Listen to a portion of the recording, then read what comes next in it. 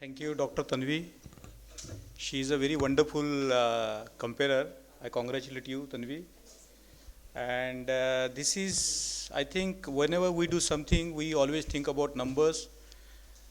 We think that there should be a lot of people in the audience who should be able to attend the program. We try very hard to connect with a lot of people, but we do not know what is in the atmosphere these days. People either have become lazy or not socially connected. But whatever that is, I think these sort of initiatives are very important. I have been working in this NGO field for a long time. Now I do no longer work in the NGO field, but at some point of time in my life, I was working in the NGO field, and I realized that there is a big vacuum where these Ambedkarite social work professionals can do magic. For example, Mithun comes from TEAS. There are like hundreds of graduates from TEAS, and they are scattered in different organizations serving the interests of the various organizations. You will not find any organization throughout India where our social work professional is not working. I know a lot of people, at least I know hundreds of people, 100 people who are working at a senior level in the NGO field.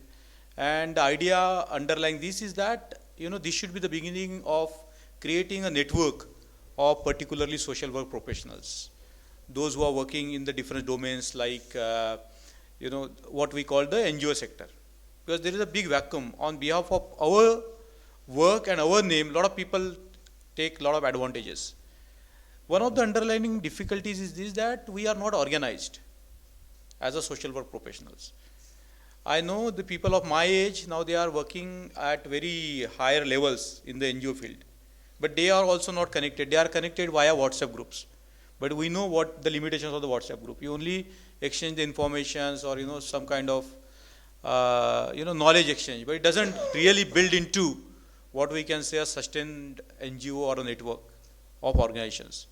So the underlying idea is to really bring together the people who are, as our name suggests, social work professionals. And I can assure you that once this event kickstarts, once there is something physical, people are inspired. This is like we are planting a seed of, some idea. And there are a lot of conditions which are available today that idea can germinate into a very big tree. I have no doubt about that. I have least doubt about that. Because we have people who are not just doctors and engineers, but there are also social work professionals who are very good in the social work. And they do their work with, a very deep feeling in their hearts. So, as the name suggests, that this is a national conference for Ambedkarite social work professionals. One of the things I understood is that once there is a platform, because if there is no platform, we cannot do anything. So the second underlying aim of this is to initiate a platform where at least people can come and sit together, think about the ideas about the professional social work, how they can, help the society in the best way, at the same time churn the required resources needed for the social work. So today we might be very few, very less, but let me tell you that the buzz is around. A lot of people are knowing that what we are doing today here. So I got one of my friends who has sent a presentation. He is a professor in social work in America. I got two very good dear friends who are very much into the social work profession in America. And because of the technology, we can access a lot of these resources which are lying outside.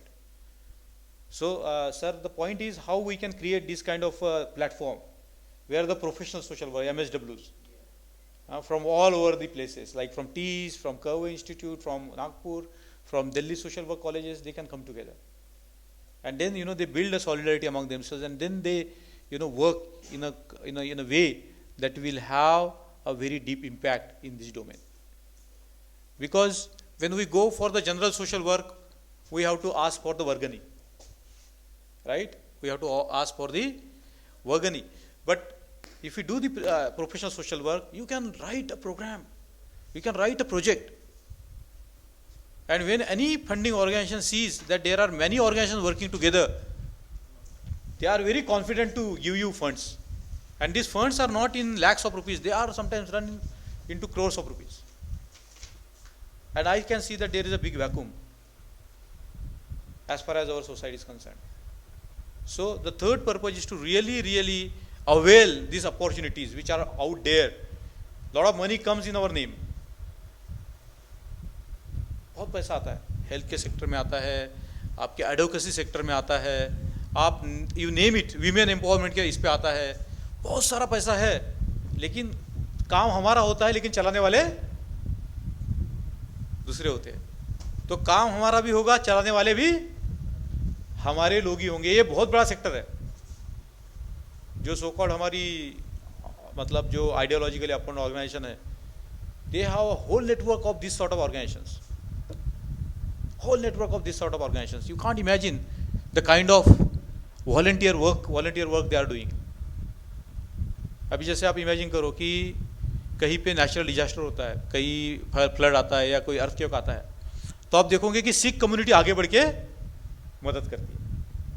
Sikh community, तो Sikh community का एक नया अभी नाम हो गया है क्या, कि जहाँ भी दुख होता है सिख कम्युनिटी क्या हो जाती है, दौड़ के आती है। ये जो जिस आइडियोलॉजिकली अपोनेंट अपने ऑर्गेनाइजेशन की बात कर रहे हैं, उन्होंने भी यही प्रोग्राम चालू कर दिया, जहाँ भी, क्योंकि वहाँ विजिबिलिटी बढ़ जाती है। जहाँ पे भी मतलब नेचुरल डिजास्टर आती है और आप काम करते हैं, तो मीडिया वहाँ होता है, सब कुछ वहाँ होता है, तो आपकी विजिबिलिटी क्या हो जाती है, बढ़ जाती है। लेकिन क्या ऐसे अम्बेडकर संगठन है कि जो जाके ऐसे जगह पे काम करे? हमारे बहुत लोग काम करते।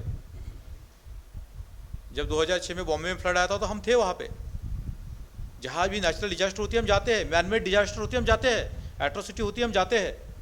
लेकिन क्या हम एक समाज करके, एक बुद्धिस्ट करके, क्योंकि बुद्धिस्ट लोग तो पहले फर्स्ट होना चाहिए वहाँ पे।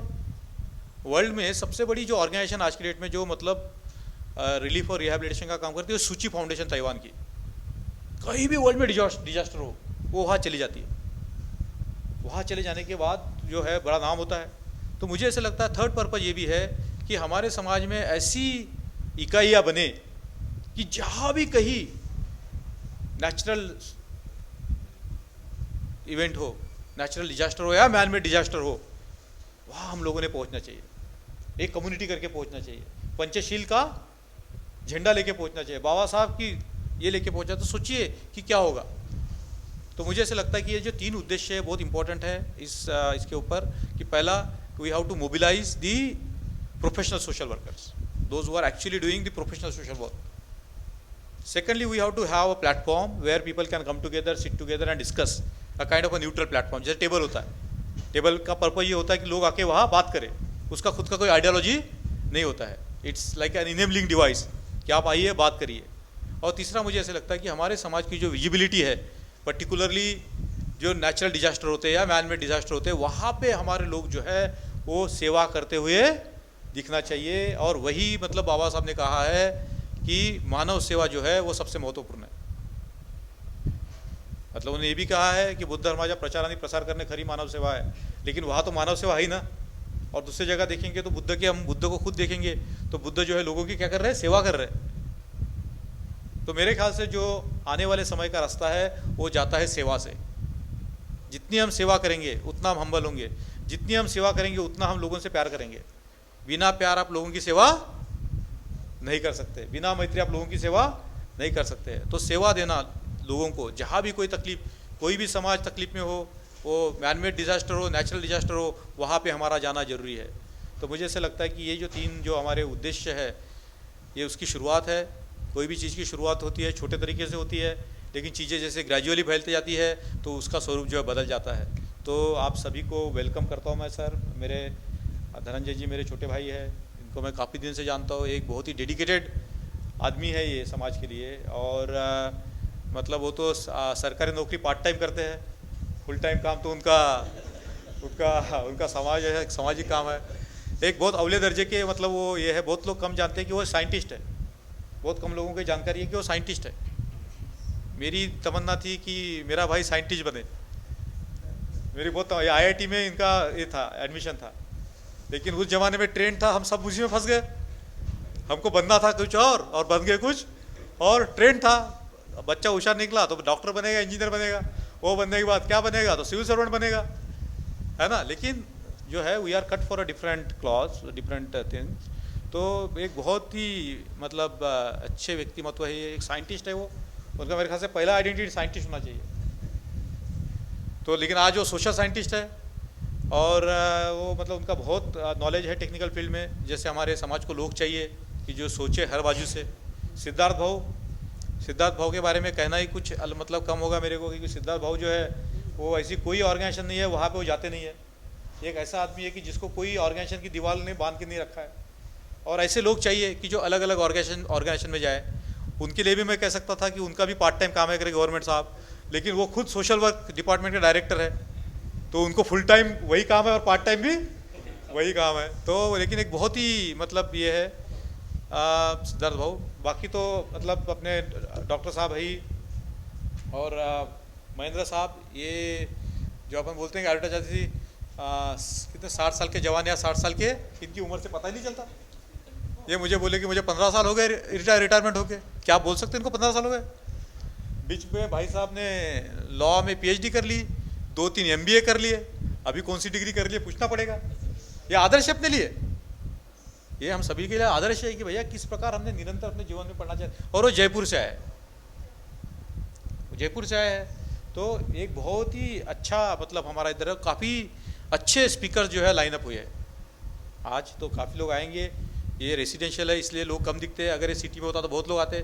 रेसिडेंशियल करने का हमारा पर्पज़ ये होता है कि लोग इवनिंग में मिले, बात करें, क्योंकि कॉन्फ्रेंस में सिर्फ सुनना जरूरी नहीं है, तो जो नेटवर्किंग है वो करना जरूरी होता है, उससे सॉलिडरिटी बिल्ड होती है। तो यही हमारा पर्पज़ है, उद्देश्य है। तो बहुत बहुत बढ़िया मिथुन जी, मैं यही रुकता हूँ आपको सबको वेलकम करके। Thank you. जय भीम, जय भारत।